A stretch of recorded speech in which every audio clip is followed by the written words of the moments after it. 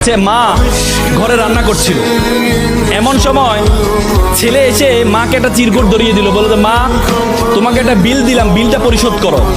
মা বললো যাও তো, আমি কাজ করছি। বলছে না মা, তোমাকে একটা বিল দিলাম, বিলটা পরিশোধ করো।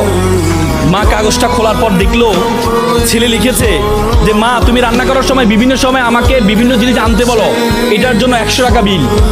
তুমি আমাকে গাছে পানি দিতে বলো, এটার জন্য 100 টাকা বিল। তুমি মাঝে মধ্যে দোকানে পাঠাও, এটার জন্য 100 টাকা বিল। মা এটা দেখে দাঁড়ানো অবস্থা থেকে বসে যায়। বসে যাওয়ার পর বাবা তুমি লিখেছো? বলছে মা হ্যাঁ আমি লিখেছি। বাবা তুমি লিখেছো? বলছে মা হ্যাঁ আমি লিখেছি। বললো যে এক কাজ কর, তোমার জন্য আমি একটু নুডলস রান্না করেছি, নুডলসটা তুমি খাও আর তোমার বিলটা আমি নিয়ে আসতেছি, তুমি একটু ওয়েট করো। মা একটা কলম নিয়ে সে কাগজের বিপরীত পাঠে লিখলো, বাবা 9 মাস তোমাকে পেটে ধারণ করেছিলাম, জীবনে এত কষ্ট টানা 9টা মাস তোমাকে আমি বহন করেছি। রাতে ইচ্ছে করতো একটু ডান পাশ হই, কিন্তু ডান পাশ হতাম না। আমার বাবুটা যদি পেটে ব্যথা পায় সেজন্য আমি ডান পাশ হতাম না।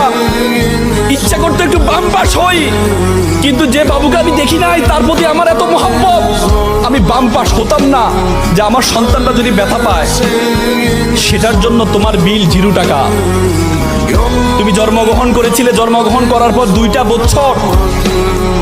বছর যে পরিমাণ ঘুম ভেঙেছে আমার, যে পরিমাণ প্রায় 6 মাস টানা 6 মাস পরিমাণ ঘুম আমি ঘুমাই নাই আমার সন্তানের জন্য, সেটার জন্য বিল 0 টাকা। তুমি পিঠা পছন্দ করতে, ওই দিন পিঠা রান্না করেছিলাম তোমার জন্য, পরিবারের সকলেই পিঠা খেয়েছে। সর্বশেষ একটি পোড়া পিঠা ছিল, সারাদিন কিছু খাইনি, চিন্তা করেছিলাম পিঠাটা খাবো। তুমি বাইরে থেকে দৌড়িয়ে এসে বললাম মা এটা কি অন্য পিঠা, এই পিঠাটা আমি খাবো।